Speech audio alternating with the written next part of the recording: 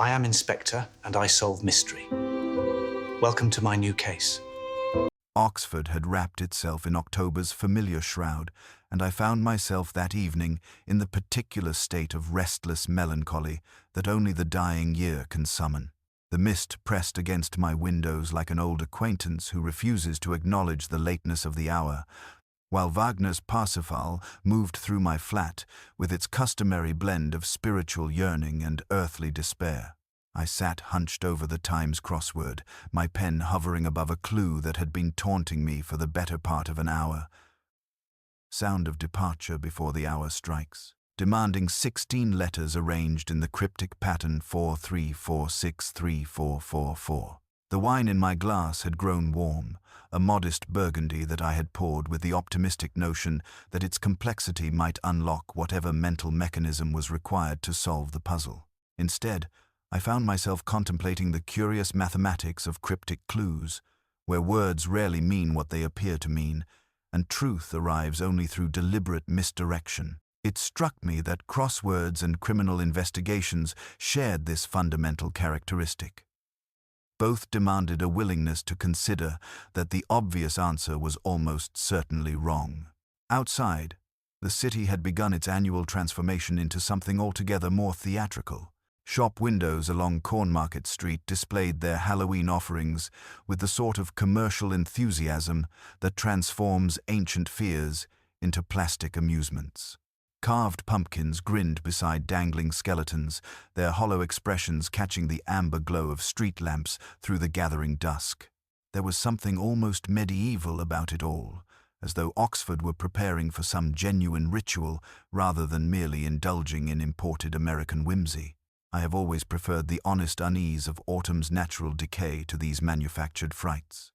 The radio murmured from the kitchen, providing gentle counterpoint to Wagner's more demanding passages.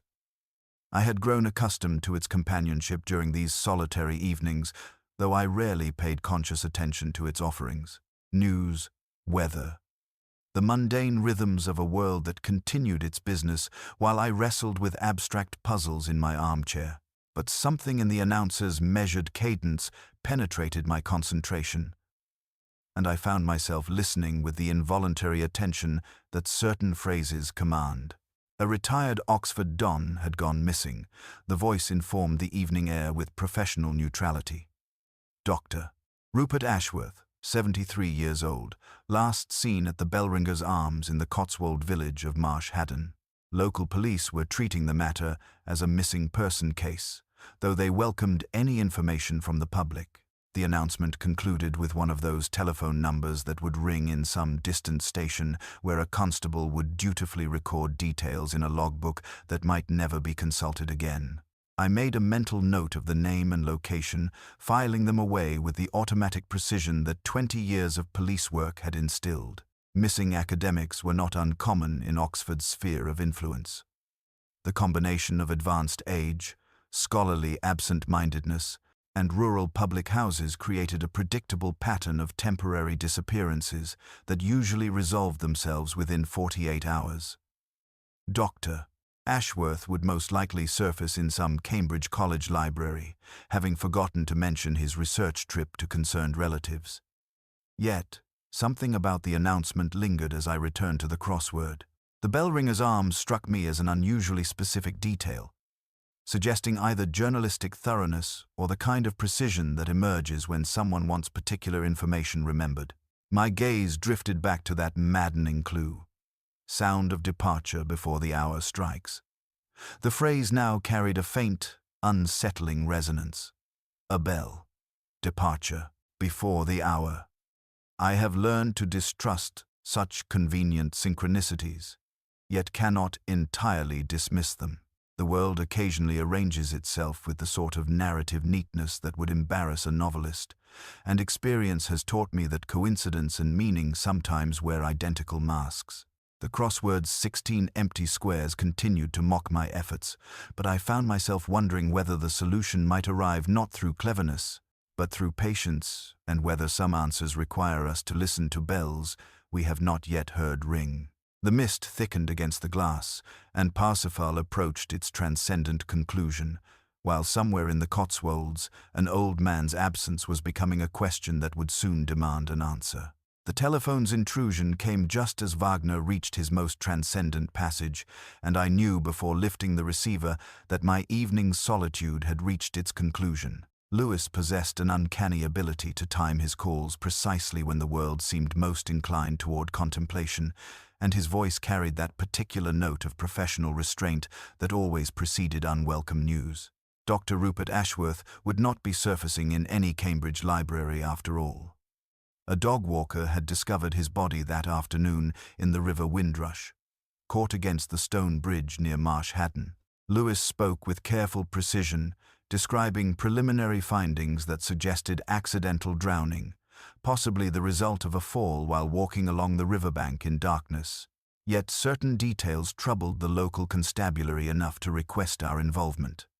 The landlord of the Bellringers Arms, one Thomas Hearn, had been particularly insistent about one detail. Dr. Ashworth had departed the premises before the Halloween bell rang. Lewis repeated this phrase with the sort of emphasis that suggested either deep significance or careful rehearsal. This Halloween bell, he explained, represented a local tradition of some antiquity, an ancient ship's bell that Hearn rang each Halloween night at precisely 11 o'clock. Dr. Ashworth, according to multiple witnesses, had never missed this ceremony during his 3 years of regular visits, making his early departure particularly noteworthy. We drove through the Cotswolds beneath a sky, the color of pewter, the landscape unfolding in that particular way October has, of making limestone villages appear both timeless and fragile.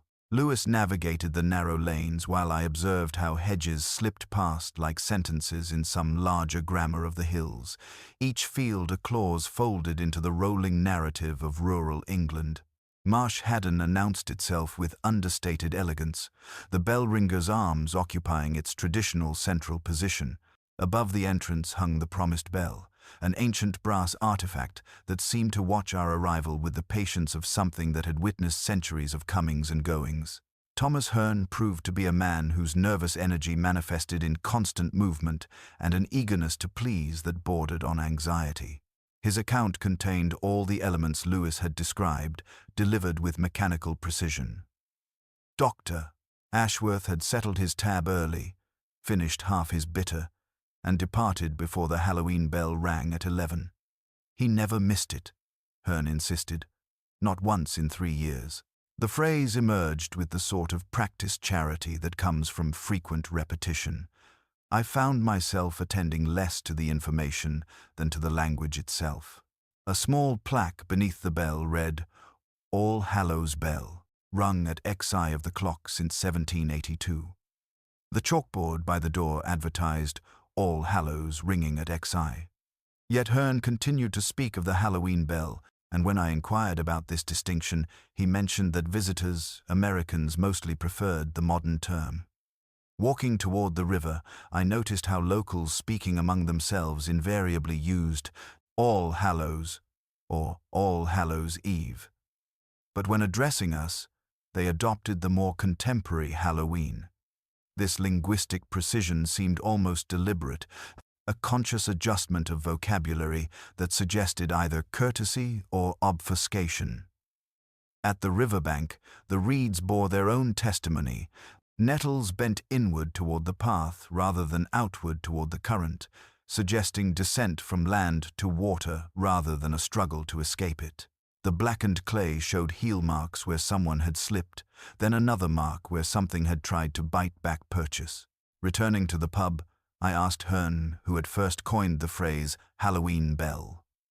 "Visitors," he repeated. "They liked the bell." A woman at the bar's end said softly that All Hallows was proper. Halloween was for postcards. Hearn's glance carried a smile that had memorized its corners before he adjusted himself back into his rehearsed narrative. In the car, afterward, Lewis asked what I thought.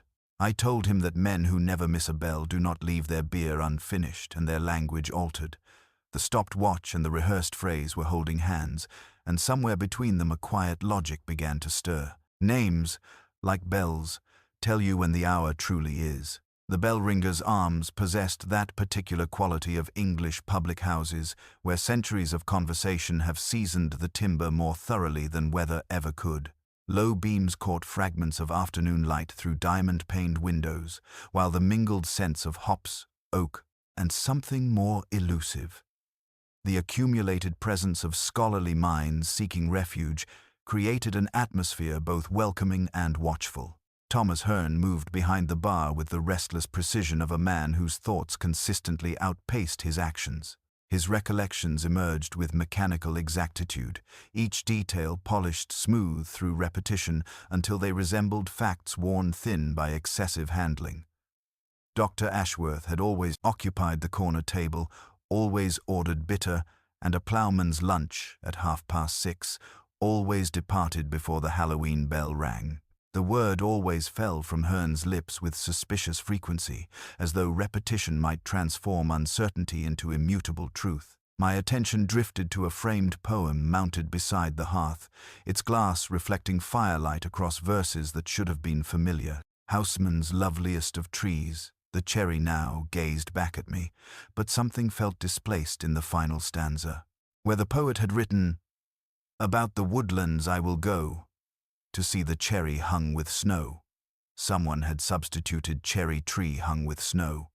A small alteration, perhaps unconscious, yet one that disrupted Huysman's careful meter and suggested either profound carelessness or deliberate revision. In a pub frequented by academics, such literary vandalism seemed particularly telling. The guest register lay open on the bar's polished surface, its leather-bound pages revealing careful signatures of those who had sought temporary sanctuary in Marsh Haddon. Dr. Ashworth's name appeared with mathematical regularity. The same meticulous script recording the same Oxford address, week after week. Other entries, however, caught my attention with their irregular patterns and varied purposes. Dr. Miranda Thorne had signed herself in twice during recent weeks, her Cambridge College noted with academic precision. Hearn reluctantly admitted she was his estranged sister, a classics professor whose reputation for intellectual formidability apparently matched her personal severity. The handwriting possessed an elegant authority that suggested someone accustomed to having the final word in scholarly disputes. Reverend Peter Blackwood appeared more frequently, his clerical address lending weight to entries that clustered around church festivals and village celebrations. Eleanor Vance had visited 3 times recently, describing herself simply as art historian, London, though her signature carried the practiced anonymity of someone more comfortable observing than being observed. At Dr. Ashworth's customary table, a folded newspaper lay forgotten beside a glass that Hearn had apparently been reluctant to clear. The Times crossword bore unmistakable evidence of collaborative effort. Multiple hands had contributed to its completion, different pens marking distinct approaches to cryptic solutions. The clue that had tormented me the previous evening remained unsolved, sound of departure before the hour strikes. But other completed answers suggested conversations ranging far beyond mere wordplay. Ecclesiastical dispute had yielded schism in confident capitals, while academic integrity had produced probity in more hesitant script. Someone had filled classical references with neat Greek letters where English would have sufficed. Another hand had corrected peal to bell with impatient strokes that bled through the thin newsprint. The grid had become a battlefield of ideas, each entry revealing something about its contributor's mind and methods. Hearn mentioned that Dr. Ashworth often invited other patrons to join his crossword sessions, particularly when interesting visitors arrived. The old Don seemed to collect minds the way others collected specimens, always eager to examine new intellectual curiosities and compare them to his existing collection. I asked about the misquoted Houseman, wondering whether anyone had noticed the textual corruption. Hearn's glance toward the frame carried a flicker of recognition quickly suppressed. A customer had mentioned it once, he said, but somehow it never got corrected. These things happen, he added, with philosophical resignation that suggested deeper currents beneath surface explanations. The crossword's unfinished state began to assume greater significance as I considered the evidence of multiple contributors. Someone had departed before the puzzle reached completion, leaving questions unanswered and conversations suspended in mid-thought. The sound of departure, it seemed, had indeed arrived before any hour struck, leaving behind only the echo of words unspoken and truths half-revealed. The vicarage sat behind street, Bartholomew's like a theological afterthought, its Georgian windows reflecting afternoon light that seemed already nostalgic for morning. Reverend Peter Blackwood received us in a study where centuries of parish concerns had settled into the grain of oak furniture like accumulated prayer. He possessed the particular intelligence of men who have spent decades parsing ancient texts for contemporary meaning, yet his hands betrayed a tremor that spoke of more immediate anxieties than theological speculation. His confession emerged without prompting, delivered with the careful precision of someone who had rehearsed uncomfortable truths in private moments. He had indeed argued with Dr. Ashworth, and the dispute concerned a proposed development that now seemed invested with prophetic significance. The Bellringer's Arms sought to expand southward, acquiring a strip of land adjacent to the churchyard for additional accommodation and parking. What should have been routine commercial progress had awakened in the old Don a fierce protectiveness that surprised everyone, particularly himself. Blackwood's desk revealed the correspondence that had consumed recent weeks, letters arranged with methodical care that suggested a man accustomed to managing complex disputes. Dr. Miranda Thorne's communications dominated the collection, her Cambridge letterhead lending academic authority to arguments that grew increasingly heated as negotiations progressed. She supported her brother Thomas's expansion with intellectual rigor typically reserved for classical scholarship, marshalling historical precedents and economic necessities with equal facility. Her most recent letter contained language that would have seemed intemperate from anyone less distinguished. She accused Ashworth of romantic antiquarianism and suggested his opposition stemmed from an old man's inability to accept necessary change. The phrase sentimental archaeology appeared twice, underlined with strokes that had nearly torn the paper. Blackwood's responses, preserved with clerical thoroughness, revealed a man caught between competing loyalties, acknowledging village economic needs while expressing genuine concern for the site's historical significance.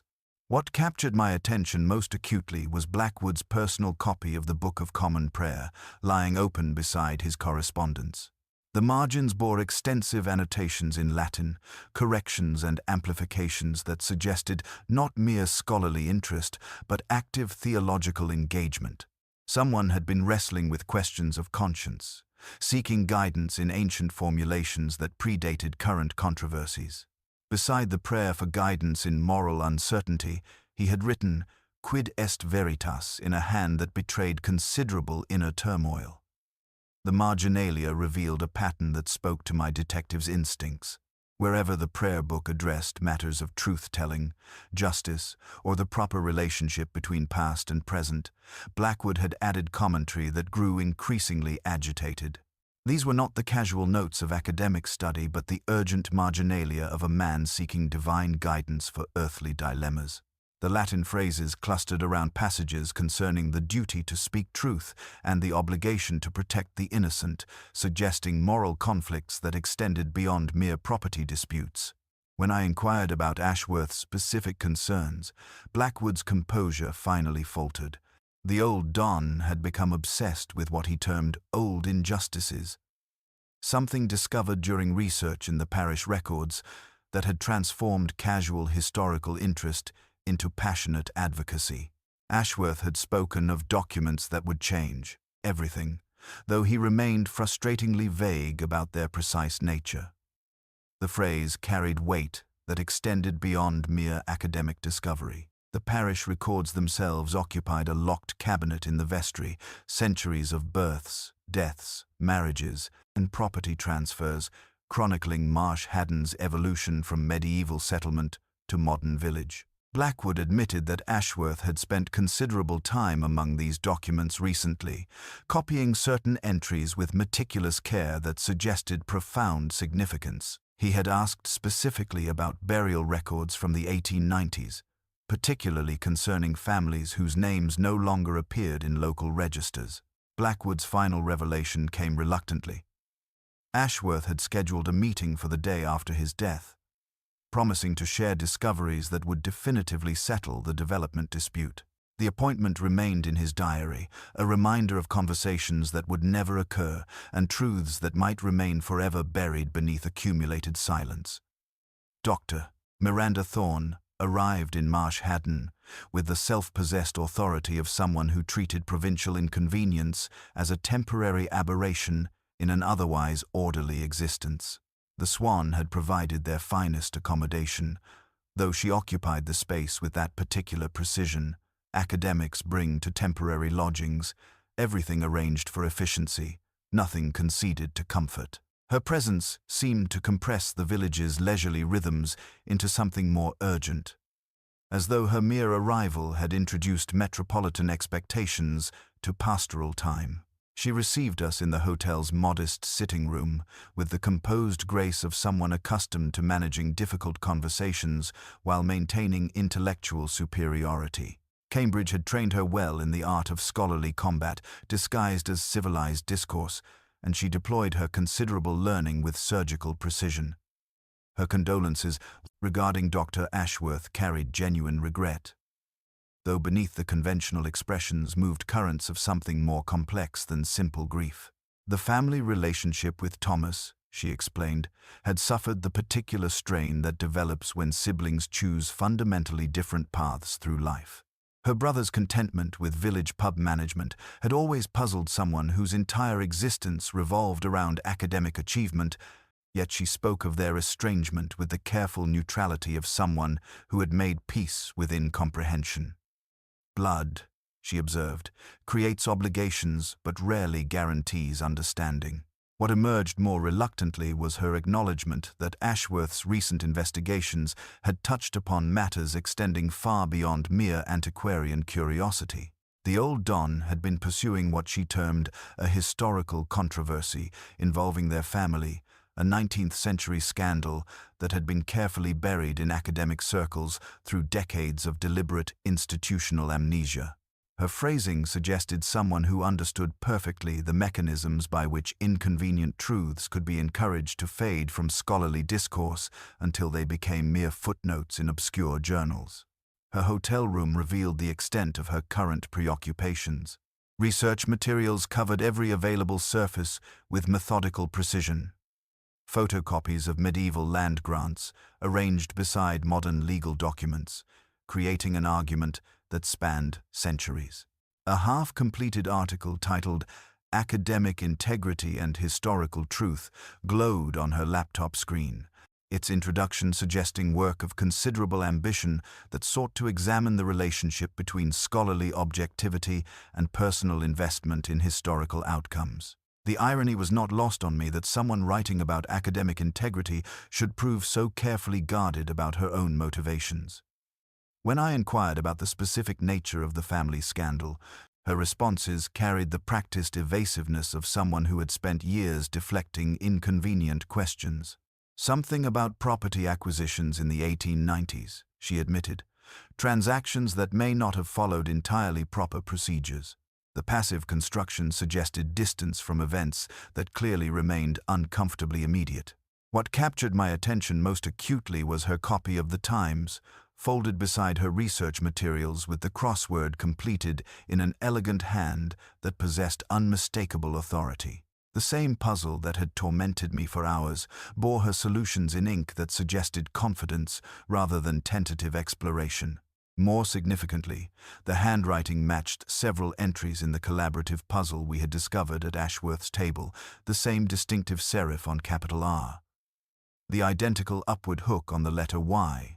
This was my moment of recognition, the quiet epiphany that transforms scattered observations into investigative clarity.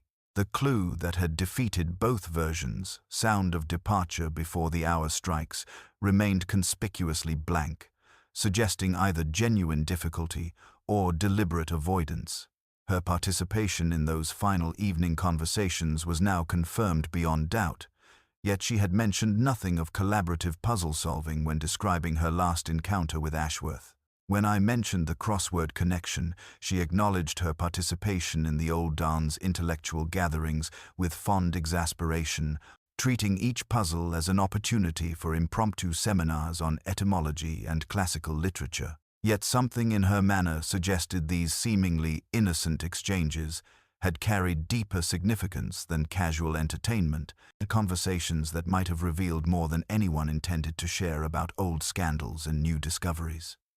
Eleanor Vance occupied the smallest room at the Swan, with the sort of deliberate minimalism that suggests either genuine asceticism or carefully cultivated anonymity. Her window overlooked the quiet churn of the Windrush, a view she seemed to contemplate with the same detached interest she might apply to examining a medieval manuscript. Among our collection of suspects, she proved the most enigmatic, possessing an understated elegance that spoke of education refined by years spent in the company of ancient stones and forgotten documents.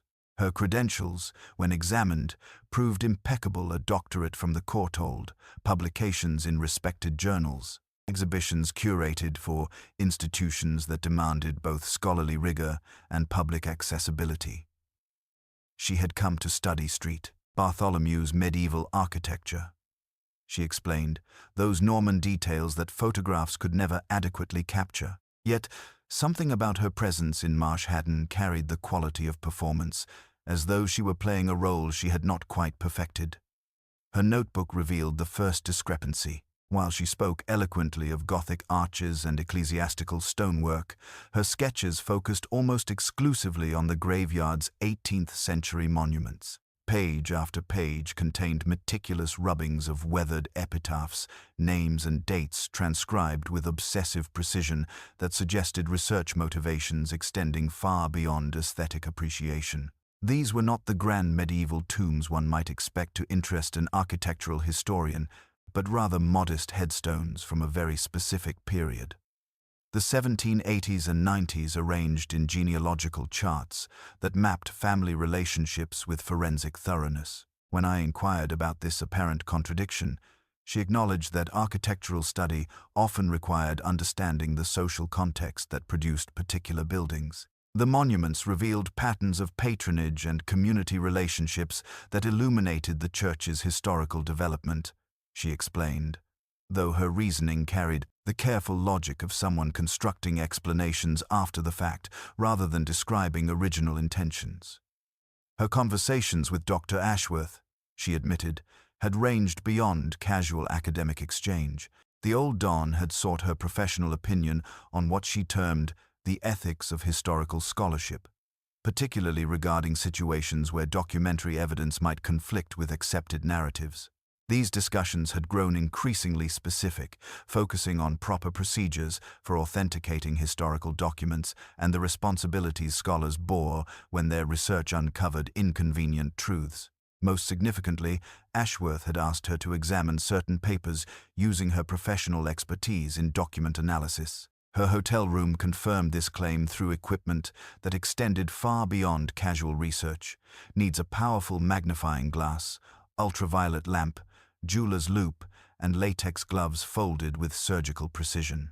These were instruments that asked questions rather than admired, tools equally suited to detecting forgeries or creating them. The duality was not lost on me.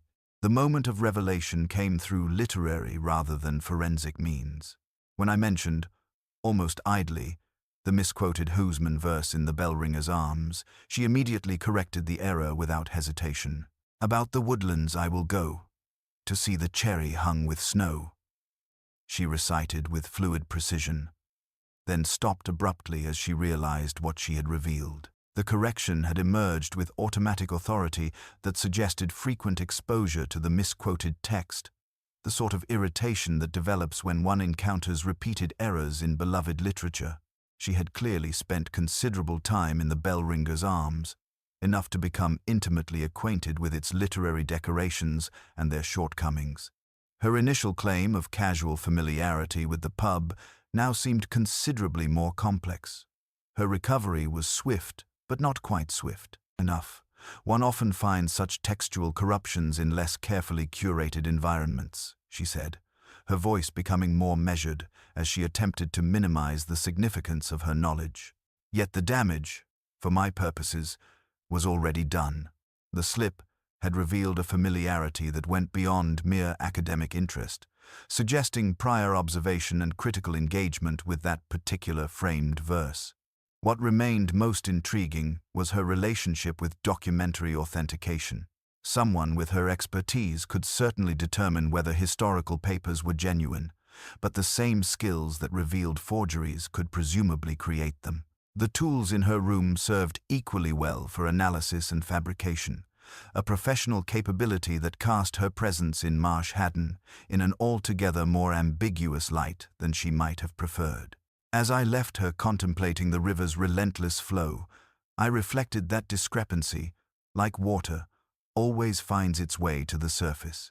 The vestry possessed that particular fragrance of accumulated secrets, old vellum, damp wool, and the faint metallic tang of guilt that seems to permeate places where human failings have been methodically recorded for posterity. Reverend Blackwood unlocked the parish chest with visible reluctance, his hands betraying the tremor of a man who understood that some doors, once opened, resist being closed again. The leather-bound registers lay arranged with clerical precision, their spines bearing dates that reached back through centuries of births, marriages, and carefully documented deceptions. Ashworth's research materials remained precisely as he had left them. Buff folders arranged beside photocopied documents with the methodical care of a scholar who intended to return after lunch. His annotations revealed the scope of his discovery, a Victorian scandal of breathtaking audacity that had been buried beneath layers of institutional discretion and academic complicity. The Thorne family's acquisition of substantial land holdings during the 1890s had proceeded through documentation that would not have survived even cursory examination by honest authorities. The evidence was damning in its specificity. Property deeds bore witness signatures from individuals whose death certificates predated the transactions by several years. Legal descriptions contained geographical impossibilities that any competent surveyor should have detected immediately. Most tellingly, the paper itself betrayed its creators. I held one deed to the window and observed the watermark's quiet treachery. J. Whatman, 1904, while the document's ornate calligraphy swore to an 1891 date. Paper, unlike human testimony, cannot be persuaded to lie convincingly. Blackwood's parish seal provided the final confirmation. The authentic seal bore a tiny nick at its rim, accumulated through decades of use, while the impressions on the Thorne documents remained pristinely unmarked. Someone had created convincing forgeries using a reproduction seal, but they had failed to account for the honest wear that time inflicts upon genuine artifacts. The scandal had destroyed several local families with bureaucratic efficiency, transforming prosperous yeoman farmers into displaced laborers seeking work in distant industrial cities. Academic authorities at both Oxford and Cambridge had apparently collaborated with clerical leadership to suppress investigation, treating criminal fraud as an unfortunate misunderstanding rather than demanding justice for its victims. Ashworth's proposed article would have invalidated current property claims throughout the district, creating legal chaos that might have lasted decades. For Thomas Hearn, whose pub expansion depended entirely upon maintaining his family's legitimate claim to the disputed land, the implications were immediate and devastating. The Bellringers Arms faced not merely embarrassment, but potential financial ruin if Ashworth's research proceeded to publication. The motive seemed compelling in its simplicity, a man protecting his livelihood and family reputation from the destructive revelations of an obsessive academic. Hearn's nervous energy, his carefully rehearsed account of that final evening, his insistence that Ashworth had departed before the Halloween bell rang, all suggested someone struggling to maintain a fabricated narrative under increasing pressure. Yet something about this apparently obvious solution troubled me with its very convenience. The evidence felt too neatly arranged, the timing too perfectly aligned with immediate suspicions. Thomas Hearne possessed neither the intellectual sophistication nor the emotional complexity that typically characterized murderers in cases involving scholarly disputes. His anxiety seemed genuine rather than calculated, the nervousness of someone overwhelmed by events rather than someone attempting to conceal guilt. More significantly, I recalled the crossword puzzle from Ashworth's table. That collaborative effort with multiple contributors. The clue that had haunted me, sound of departure before the hour strikes, suddenly assumed new dimensions. 16 letters that might describe not just physical departure, but the entire pattern of deception we were uncovering. Someone had indeed departed before any bell could ring, but perhaps not in the way Thomas Hearne's nervous testimony suggested. The parish records had revealed one layer of truth, but I suspected they concealed others beneath. Historical fraud provided motive for contemporary murder, yet the connection felt incomplete, like a crossword answer that satisfied the letter count but failed to illuminate the clue's deeper meaning. Truth, like justice, rarely arrives with such convenient timing. The revelation arrived in that peculiar hour when Oxford settles into its ancient rhythms and solitary minds turn toward uncomfortable truths. I sat with the crossword spread before me, Wagner's silence more eloquent than his music had been, while that maddening clue continued its quiet mockery. Sound of departure before the hour strikes 16 letters that had refused every conventional interpretation until this moment when logic abandoned its usual pathways. The answer emerged with chilling specificity. He left the pub before the Halloween bell rang. No legitimate crossword compiler would attempt such literal documentation disguised as wordplay. This was not puzzle but proclamation, a message crafted by someone with intimate knowledge of Dr. Ashworth's final evening. The collaborative nature of that pub crossword suddenly assumed darker significance. What I had interpreted as scholarly camaraderie now revealed itself as calculated performance. I examined the newspaper more carefully, noting details that had escaped initial observation. The rule lines bled slightly beyond their proper boundaries, the font carried subtle inconsistencies, and the paper stock felt marginally different from standard Times printing. Someone had created a convincing reproduction, inserting their fabricated clue into an otherwise genuine puzzle. The deception required both technical skill and desperate motivation. Eleanor Vance's elegant handwriting, which I had identified among the crossword's contributors, now carried particular weight. Her participation in those final discussions was no longer casual but central to whatever had unfolded that evening. The impossibly specific solution could only have been created by someone present during Ashworth's departure or someone who had orchestrated that departure. My investigation into Eleanor's credentials, pursued with renewed urgency, yielded the connection I should have discovered earlier. A telephone call to Cambridge revealed no Dr. Eleanor Vance among their faculty, but parish records contained extensive correspondence with Dr. Eleanor Blackwood, the vicar's daughter, who had adopted her mother's maiden name for professional purposes. The separation was strategic rather than geographical, creating distance between her scholarly reputation and her father's clerical position while maintaining access to parish resources. This familial relationship transformed my understanding of the document authentication that had consumed Ashworth's recent weeks.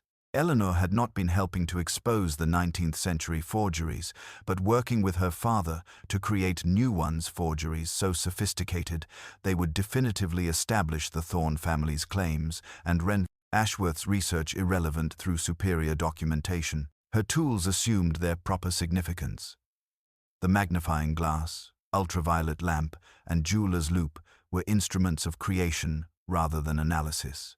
Her expertise in document authentication provided perfect cover for document fabrication, scholarly authority, deflecting suspicion from someone ostensibly dedicated to revealing historical truth.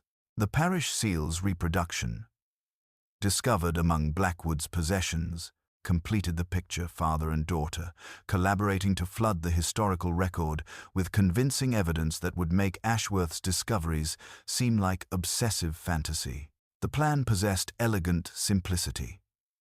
Use contemporary technology and genuine clerical authority to produce documents that could withstand scholarly examination. They would transform criminal fraud into academic vindication, burying inconvenient truths beneath layers of manufactured authenticity.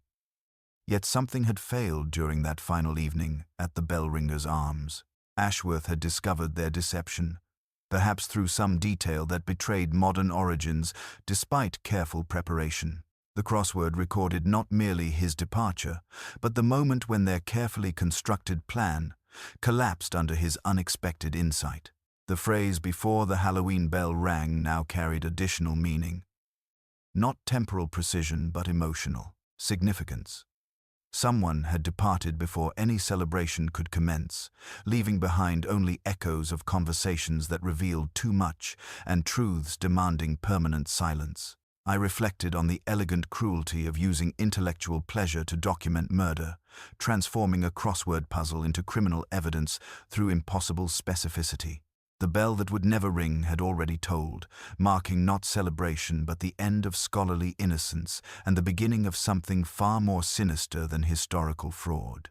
The rain continued its patient percussion against my window, while I contemplated how easily academic authority could mask criminal intent, and how the tools of truth could serve deception with equal facility.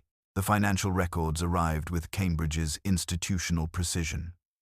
Each transaction reduced to sterile numerals that promised clarity while concealing the human complexities they represented. I spread the bank statements across my table with the careful deliberation of someone who had learned to distrust first impressions, particularly when they arrived wearing the comfortable clothes of obvious solutions. The rain continued its patient commentary against my windows, while somewhere in the distance a church clock marked another hour's passage toward truth or deeper confusion. The pattern seemed to confirm my darkest suspicions about academic integrity corrupted by family loyalty. Regular payments over 12 months, substantial enough to represent serious financial commitment, flowing between Dr. Ashworth's modest account and Dr. Miranda Thorne's more complex financial arrangements. Here was blackmail. Refined to its essence, a distinguished Cambridge professor purchasing silence from an inconvenient colleague whose research threatened everything her family had built upon foundations of 19th-century fraud. Yet something about the transactions troubled me with their very regularity. Genuine extortion typically escalates as victims grow desperate or blackmailers grow greedy, but these payments maintained consistent amounts with clockwork precision. They possessed the quality of legitimate business rather than criminal coercion, suggesting arrangement rather than extortion.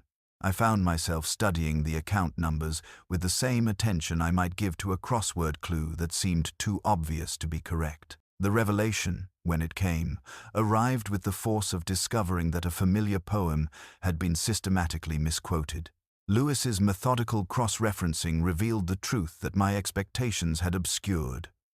The payments were flowing from Dr. Ashworth to Dr. Miranda Thorne, not the reverse. For over a year, the old Don had been compensating the Cambridge professor for services that remained frustratingly undefined in the clinical language of banking documentation. This discovery shattered every assumption I had constructed about their relationship. Ashworth, the champion of historical truth, had been paying the very person whose family stood to lose most from his revelations. The narrative I had been nursing, elegant, plausible, warmly false, collapsed like a house of cards touched by an inconvenient breeze. Miranda's defensive behavior regarding family history now assumed different significance entirely, suggesting not fear of exposure, but discomfort with ethical compromise. The crossword clue that had haunted this entire investigation suddenly resonated with new meaning. Sound of departure before the hour strikes, perhaps it referred not to physical departure, but to the moment when academic integrity departed, leaving behind only the hollow echo of principles abandoned for practical considerations. Ashworth had been purchasing something from Miranda, But what services could justify such substantial regular payments? Her expertise in classical scholarship, paleography, and documentary analysis could serve authentication or fabrication with equal facility. Perhaps the old Don, horrified by the implications of his discoveries, had commissioned her to create convincing counter-evidence that would bury his inconvenient truths beneath layers of manufactured authenticity. The payments would then represent not blackmail but collaboration in historical revisionism, academic authority prostituted to serve family interests. Yet even this interpretation felt incomplete, like solving only half a cryptic clue.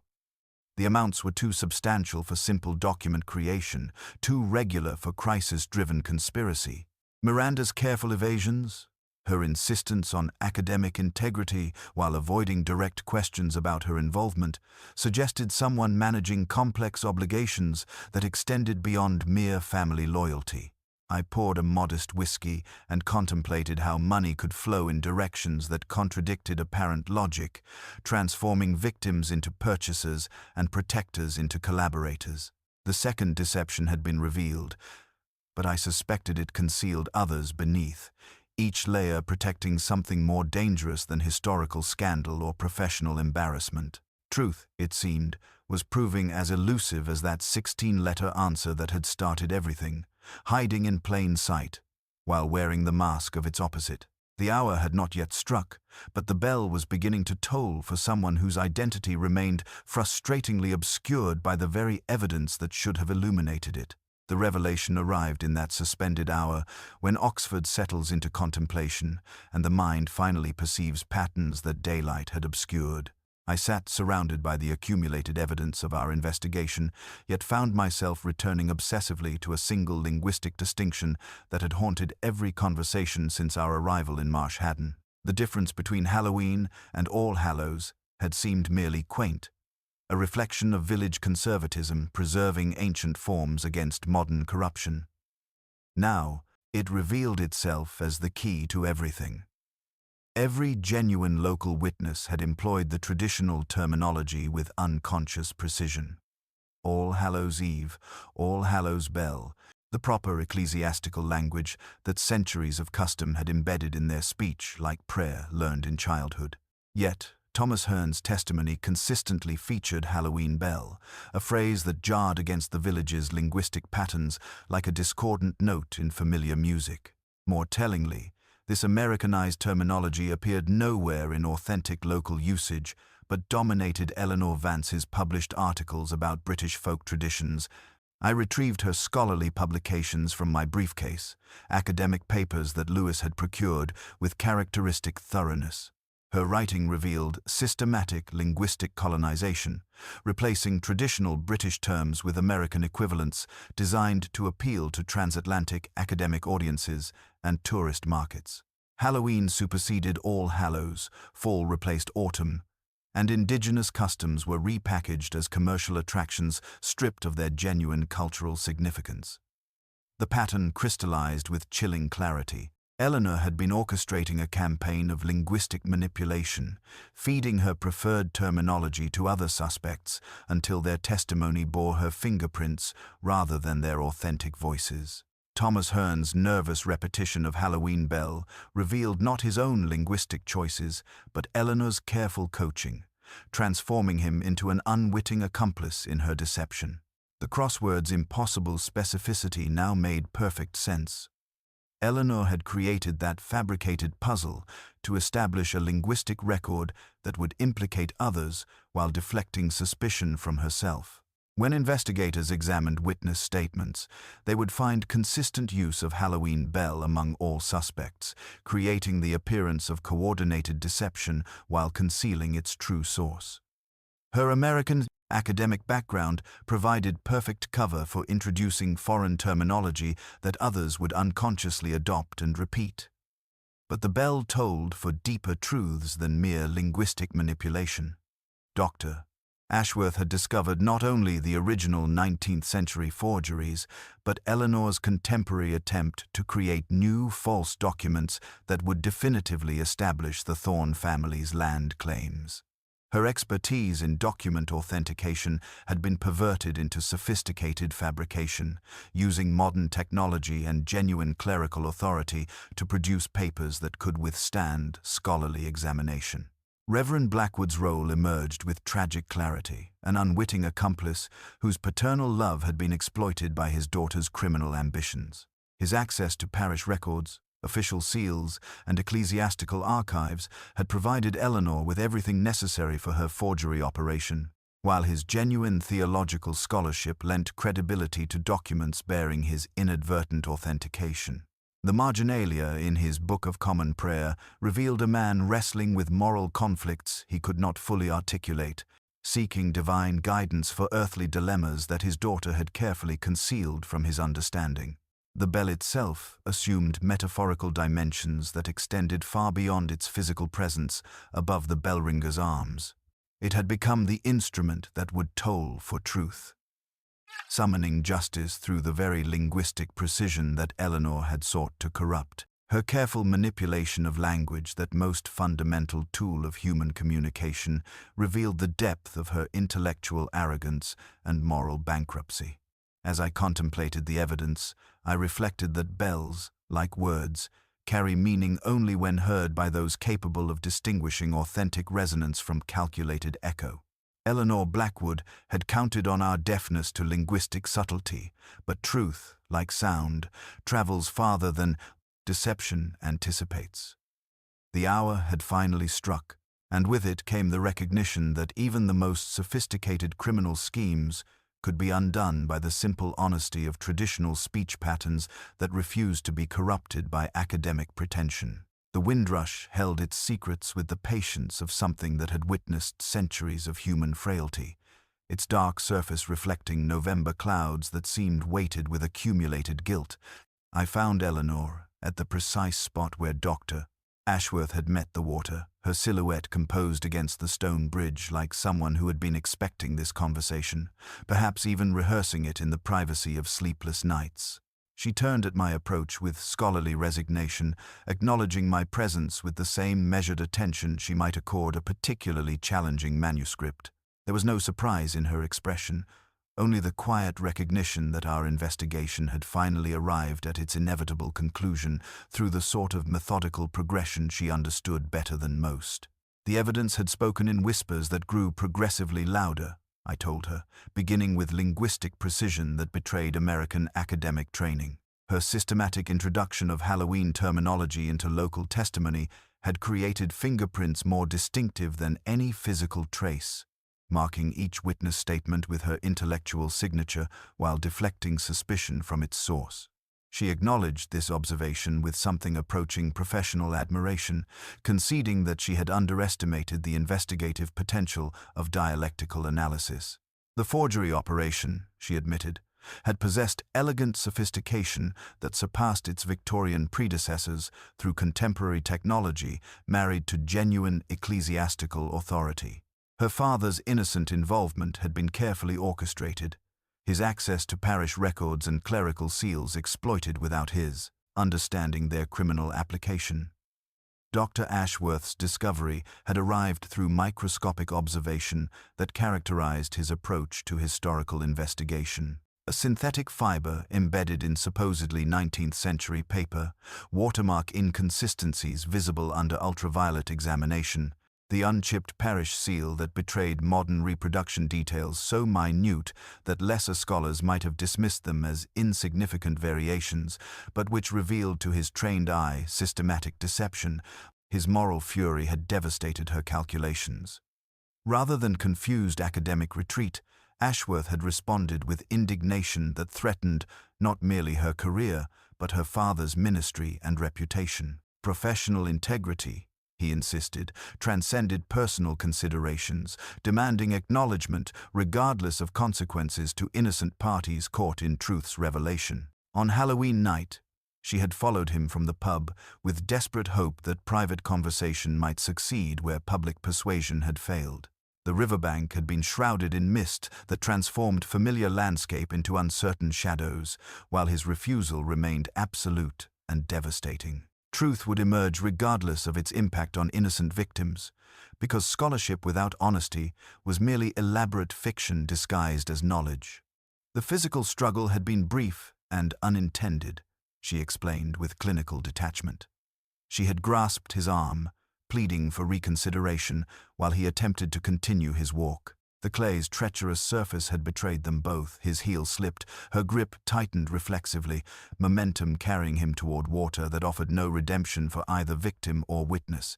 What haunted her most profoundly was not the accidental nature of his fall, but her deliberate choice afterward. She had watched him surface once, his hand reaching toward the bridge's foundation, and made the conscious decision to remain motionless, while the current claimed him. Murder by omission rather than commission, but murder nonetheless in its moral calculation. Her confession concluded with characteristic intellectual precision. She had killed Dr. Ashworth not through passion but rational assessment that his death served her interests better than his rescue. The scholar in her demanded accurate terminology even for her own damnation, transforming guilt into academic exercise that somehow rendered the crime more rather than less horrifying in its calculated detachment. As we walked back toward the village, I reflected that bells, like truth, carry meaning only when heard by those capable of distinguishing authentic resonance from calculated echo. The hour had finally struck for Eleanor Blackwood, though its tolling would forever haunt the quiet conscience of a father whose faith in human integrity had been shattered by his daughter's scholarly betrayal. The river flowed on with ancient indifference, carrying secrets toward distant seas while leaving behind only the echo of words that could never be unspoken. November had stripped the bell-ringer's arms of its theatrical pretenses, leaving behind the honest melancholy that always lurked beneath seasonal decoration. The Halloween ornaments had vanished with their manufactured gaiety, replaced by bare walls that seemed to exhale relief at no longer sustaining such artificial cheer. I occupied Dr.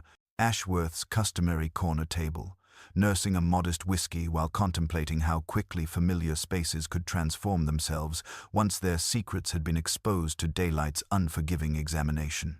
New management had arrived with efficient discretion, a couple whose respectful caution suggested they understood they had inherited something more complex than mere commercial property. Thomas Hearn had chosen exile over endurance, selling his family's legacy rather than face daily reminders of how completely his world had been altered by forces beyond his comprehension. The transition bore that particular sadness accompanying all necessary endings when the familiar becomes suddenly foreign through the intrusion of uncomfortable truths. The ancient bell above the entrance hung in November silence, its brass surface dulled by weather that seemed appropriate to its current irrelevance. No ceremony would mark this year's All Hallows' Eve. The tradition had died with its last genuine witness, leaving behind only the empty ritual of an artifact divorced from meaning.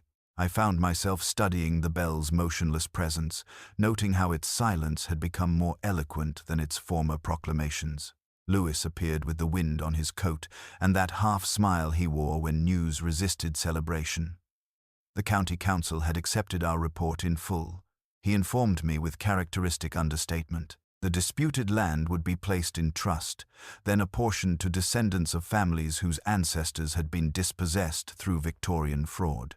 Legal assistance would be provided for those who could not afford proper representation in the complex proceedings that would follow.